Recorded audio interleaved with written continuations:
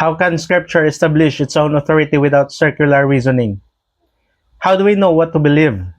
In a world filled with competing voices, how can we be sure that the Bible is truly God's Word? Doesn't claiming the Bible's authority based on the Bible itself seem like circular reasoning? Ang pag-aangkin ng Biblia na ito ay salita ng Diyos ay natatangi. Hindi ito mapapatunayan sa pamamagitan ng pag-apila sa isang mas mataas na autoridad. Dahil ito mismo ang sukdulang autoridad. Ngunit hindi ba iyon lumilikha ng isang paikot-ikot na kaargumento? Naniniwala tayo sa Biblia dahil sinasabi nito na ito ay totoo. At ito ay totoo dahil naniniwala tayo sa Biblia. Think of it like this. Imagine you're trying to describe the taste of honey to someone who never tasted anything sweet. You can't compare it to anything else. You can only say it tastes like honey. The Bible's authority is like that.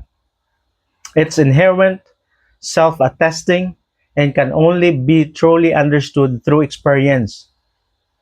Ngunit narito ang susi. Ang argumento para sa autoridad ng kasulatan ay hindi lamang isang saradong bilog.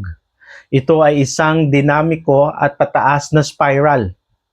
Habang nakikipag-ugnayan tayo sa kasulatan, lumalalim ang ating kaalaman tungkol sa Diyos na nagpapalakas sa ating pagtitiwala sa Biblia, na humahantong sa isang mas mayamang pag-unawa sa Diyos at iba pa. Ito ay isang spiral ng pananalig na pinapagana ng banal na espiritu. And here's the thing. Sin distorts our perception of truth. It clouds our judgment and makes us resistant to spiritual realities. But the Holy Spirit overcomes this barrier. He illuminates our understanding, enables us to perceive the truth and authority of God's Word with clarity and conviction. Bakit ito mahalaga ngayon? Dahil kung hindi natin pinagkakatiwalaan ang autoridad ng kasulatan, tayo ay maiiwan na naaanod sa isang dagat ng mga opinyon na walang angkla para sa ating mga kaluluwa. Ngunit kapag niyakap natin ang Biblia bilang salita ng Diyos, nakahahanap tayo ng isang matatag na pundasyon para sa ating buhay. Isang mapagkukunan ng karunungan, patnubay, at pag-asa. So here's your challenge.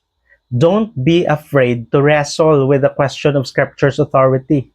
Engage with it intellectually, experientially, and prayerfully. And trust that the Holy Spirit will lead you into all truth. John 17:17. Sanctify them by the truth. Your word is truth. Pagpalain nawa tayo ng Panginoon.